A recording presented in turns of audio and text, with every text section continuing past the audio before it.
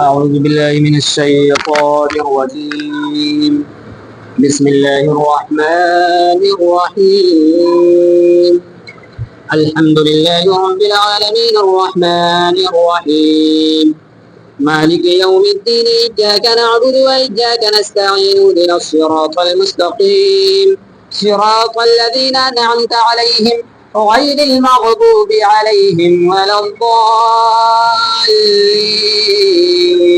آمين ولا تجعلوا الله عرضة لأيمانكم أن تبروا وتتقوا وتصلحوا بين الناس والله سميع عليم. اور اللہ کو اپنی قسموں کا نشانہ نہ بنا لو. یہ قسم کا بیان ہو رہا ہے. دراصل ہوا یہ کہ پچھلے درس میں ایک آیت چھوٹ گئی تو یہ پھر سے ریمائنڈ بھی ہو جائے گا. کہتے ہیں کہ اللہ نے فرمایا کہ اللہ کو اپنی قسموں کا نشانہ نہ بنا لو. اس کی شان نزول یہ ہے کہ حضرت عبداللہ بن رواحہ نے قسم کھا لی کہ میں اپنے بہنوئی کے گھر نہیں جاؤں گا اور ان کے کام میں نہ کچھ پوچھ گچھ کروں گا، نہ ان سے اگر کسی کی دشمنی ہو جائے گی تو میں صلح کرواؤں گا، یعنی ان کے کسی معاملے میں مجھے نہیں پڑنا ہے. یہ قسم کھا لی. جب بھی ان سے کچھ کہا جاتا کہ ارے تمہاری بہن ہے جاؤ ان کے یہاں، یہ جانا ثواب کا کام ہے، ان سے لڑائی جھگڑے ہو گئے ان میں صلح کروا دو، تو وہ کہتے میں قسم کھا رکھا ہوں میں اس لیے یہ کام نہیں کر سکتا. تو اللہ نے کیا فرمایا کہ اور اللہ کو اپنی قسموں کا نشانہ نہ بنا لو، یعنی نیکی کرنے میں اللہ کی نام کی قسم نہ کھاؤ، اور اگر کھا چکے ہو تو اس قسم کو توڑ دو.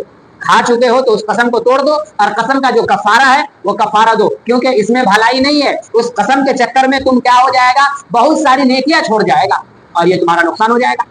کیونکہ کہیں دشمنی ہو جائے، کہیں لڑائی ہو جائے تو اس کو صلح کروانا بہت بڑی نیکی ہے، بہت بڑی اچھائی ہے. لیکن جب تم نے قسم کھا لی، بہت سارے لوگ آپ کی نظر میں بھی ہوں گے جو بھائی ہے اس کا، لیکن وہ قسم کھا رکھا ہے کہ اپنے بھائی سے نہیں ملوں گا، اپنے بھائیوں کے گھر میں نہ جاؤں گا، اس کے اچھے برے میں ساتھ نہ دوں گا، تو یہ صرف اور صرف گناہ کا کام ہے، کیونکہ اللہ کے حکم نافرمانی کر رہا ہو. اللہ نے منع فرما دیا کہ ایسی قسم کو توڑو اور میرے نام کا قسم کھا کر کے اچھائی سے رکو مت، اور اگر کھا لیو بھولے بھٹکے تو تم کیا کرو کہ اس قسم کو توڑ دو اور قسم کا کفارہ دو. کہ احسان اور پرہیزگاری اور لوگوں میں صلح کرنے کی قسم کر لو، یعنی کیا بات، کسی پر احسان کرنے کا قسم کھا لیا تم نے اور نیکی نہ کرنے کی قسم کھا لیا تم نے اور لوگوں میں صلح نہ کروانے کی قسم کھا لیا. یہ سارا کے سارا غلط کام ہے اور برا کام ہے. کیونکہ اگر یہ نہیں کرو گے تو تم پھر کرو گے کیا، تم لوگوں پر احسان نہیں کرو گے، پرہیزگاری نہیں کرو گے، صلح نہیں کرواؤ گے، تو پھر زمین میں رہ کر کے تم کیا کرنا چاہتے ہو. صرف نماز پڑھ لینے اور روزہ رکھ لینے سے میرا حق پورا نہیں ہو جاتا. یعنی یہ کہنا اللہ چاہتا ہے کہ احسان بھی کرو، پرہیزگاری بھی کرو، اور لوگوں میں اگر لڑائی جھگڑے ہو جائے تو ایمانداری کے ساتھ اس کو صلح بھی کرواؤ.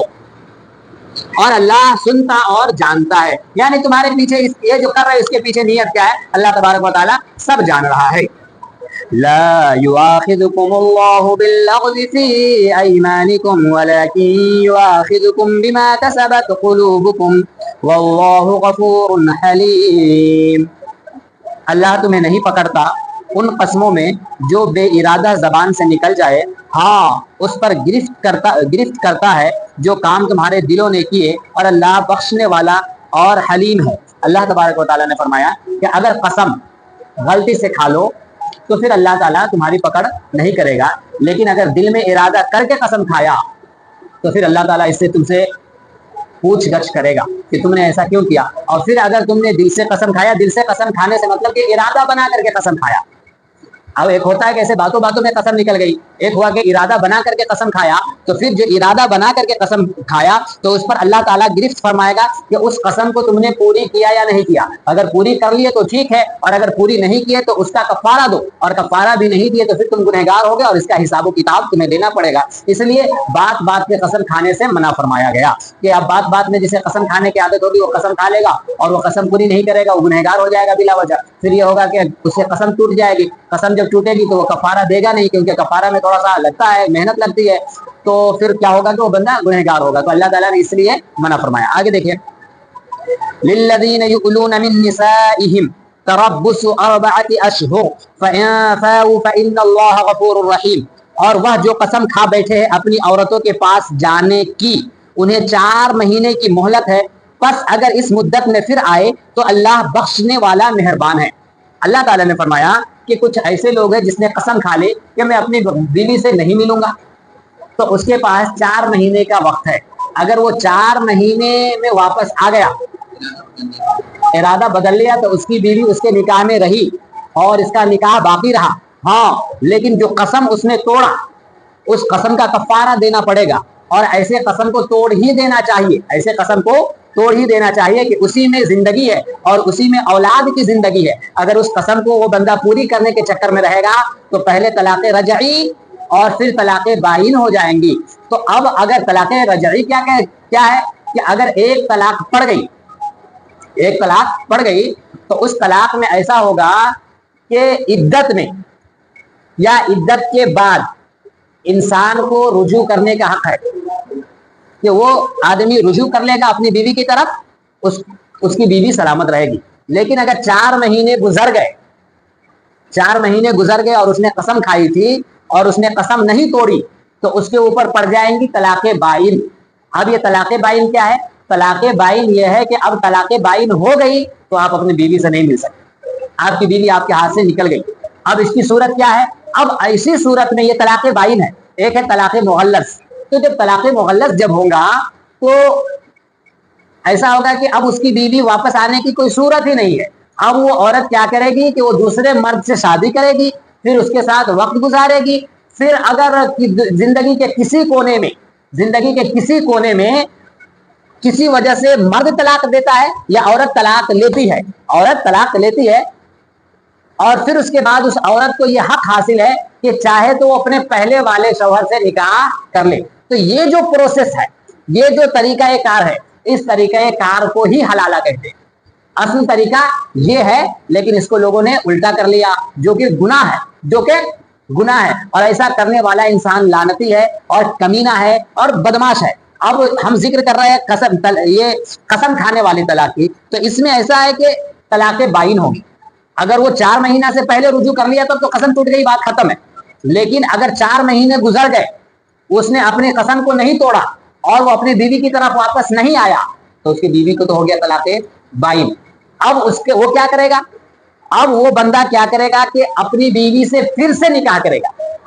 طلاق بائن میں اتنی سہولت ہے کہ اس خاتون کو دوسرے سے نکاح کرنے کی ضرورت نہیں ہے۔ طلاق بائن میں اس خاتون کو دوسرے سے نکاح کرنے کی ضرورت نہیں ہے، لیکن اسی شوہر سے نکاح کرے گی۔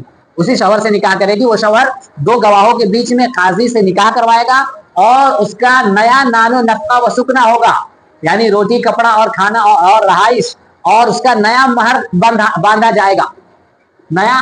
باندھا جائے گا تاکہ مرد کو اس بات کو احساس رہے کہ یہ طلاق بچوں کا کھیل نہیں ہے کہ جب چاہا چھوڑ کہہ دیا طلاق اور جب چاہا لے لیا۔ یعنی پہلے زمانے میں لوگ کیا کرتے تھے کہ وہ اپنی عورتوں کو کہتے جاؤ اپنے ابا سے پیسہ لے کر آؤ، اگر وہ پیسہ لے آتی، روپیے لے آتی، جو بھی کچھ بھی جو شرط رکھتے اگر وہ پوری کر دیتی تو ٹھیک ہے، اور نہیں کرتے تو وہ قسم کھا لیتے کہ میں تمہارے ساتھ یہ کرنے جا رہا ہوں، تو اللہ تعالیٰ نے اور اس کو 2 سال 3 سال 4 سال جتنی مرضی ہوتی اتنے دن چھوڑ دیتے۔ اب وہ عورت دوسری جگہ شادی بھی نہیں کر سکتی تھی اور وہ اپنے شوہر کے ساتھ بھی نہیں رہ سکتی تھی۔ تو یہ اس طرح سے عورتوں پہ ظلم تھا۔ اللہ تعالیٰ نے حکم نازل فرما دیا کہ اگر 4 مہینے تک اگر تم چھوڑ دیے تو تمہاری بیوی کو طلاق بائن پڑ جائے گی۔ اب تمہیں اس سے نکاح کرنا ہے، اگر اس سے شادی کرنی ہے تو تمہیں کیا کرنا ہوگا کہ پھر سے اس سے نکاح کرنا پڑے گا، اور اگر اور دن گزریں گے اور طلاق مغلظ ہو گیا تو پھر تو تیرے ہاتھ سے پوری طرح سے نکل گئی۔ اب وہ تمہیں نکاح کرنے سے بھی نہیں ملیں گی، اب وہ عورت دوسرے مرد سے شادی کرے گی، پھر وہ مرد سے اگر جھگڑا ہو گیا یا کسی وجہ سے انبن ہو گئی اور اس سے شادی ٹوٹ گئی، اب چاہے وہ عورت تو پہلے والے مرد سے نکاح کر سکتی ہے۔ تو اس دن طلاق بائن کی یہ چیز چھوٹ گئی تھی کہ وہ عورت نکاح تو کر سکتی ہے، اور وہ مرد نکاح کر سکتا ہے، لیکن وہی ہے کہ نکاح کرنا پڑے گا۔ ساتھ میں تو رہ سکتے لیکن نکاح کرنا پڑے گا، اگر نہیں کریں گا تو اس کی بیوی نہیں رہے گی۔ آگے دیکھیں، یہی چیز سمجھ گئے نا؟ وَإِنْ عَزَمُوا الطَّلَاقَ فَإِنَّ اللَّهَ سَمِيعٌ عَلِيمٌ، اور اگر چھوڑ دینے کا ارادہ پکا کر لیا تو اللہ سنتا ہے اور جانتا ہے۔ اگر تم نے پکا ارادہ کر ہی لیا، 4 مہینے کا وقت تھا، تم نے سوچا سمجھا، اور اگر تم نے پکا ارادہ کر ہی لیا چھوڑ دینے کا تو اب چھوڑ دو عزت کے ساتھ۔ کیا؟ ہاں، چھوڑ دو عزت کے ساتھ، جو اس کے مہر ہے یا وغیرہ جو حق ہے اس کا دے دو اور عزت کے ساتھ۔ اور تمہارے نکاح میں جب وہ عورت تھی، اور انسان ہے تو انسان کے اندر کمی بیشی ہوتی ہے، اگر اس کے اندر کچھ کمی بیشی تھی تو اس کمی بیشی کو سماج میں نہ لاؤ۔ اگر لاؤ گے تو تم گنہگار ہو جاؤ گے، اور پھر گنہگار ہوگے تو ہم تمہیں پکڑیں گے، پھر تمہیں دکھائیں گے کہ کیا ہوتا ہے۔ ایک دم خاموش، ختم۔ تمہاری بیوی گئی تمہارے ہاتھ سے تم نے طلاق دے دیا تو اب معاملہ تمہارا اس کے ساتھ نہیں رہا. اب ایسا نہیں, انسان ہے ایک ساتھ رہتے شوہر بیوی تو بہت طرح کی باتیں, بہت طرح کی کمی بیشی ہو جاتی ہے.